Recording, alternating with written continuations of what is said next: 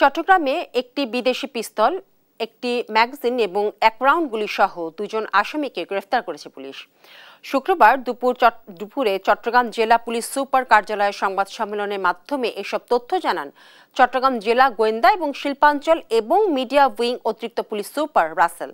এ সময় তিনি আরো বলেন, পশ্চিম গুজরা ইউনিয়নের মির্ধারপাড়া শাহাবুদ্দিন আরিফ চেয়ারম্যানের বাড়ির পেছনের ডোবা এলাকায় অভিযান চালিয়ে অস্ত্রসহ আসামিদেরকে গ্রেফতার করতে সক্ষম হয় পুলিশ।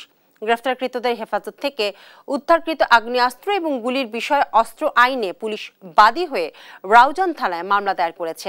পরবর্তী আইনি প্রক্রিয়াধীন বলেও জানান তিনি।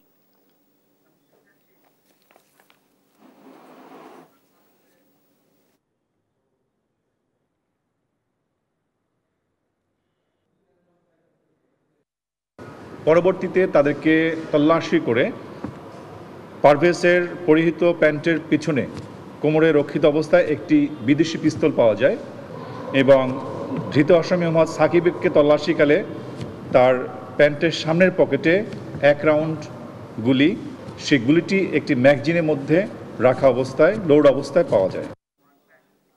দেশজুড়ে এখনো ঈদের আমেজ, পরিবার পরিজন নিয়ে পর্যটন স্পটে ভিড় জমাচ্ছেন অনেকেই। শুক্রবার সুনামগঞ্জের টাঙ্গুয়ার হাওরে ছিল উপচে পড়া ভিড়। একই চিত্র কক্সবাজারেও। সহকর্মীদের পাঠানো তথ্য এবং ছবিতে জানাচ্ছেন নুসরাত শোভা।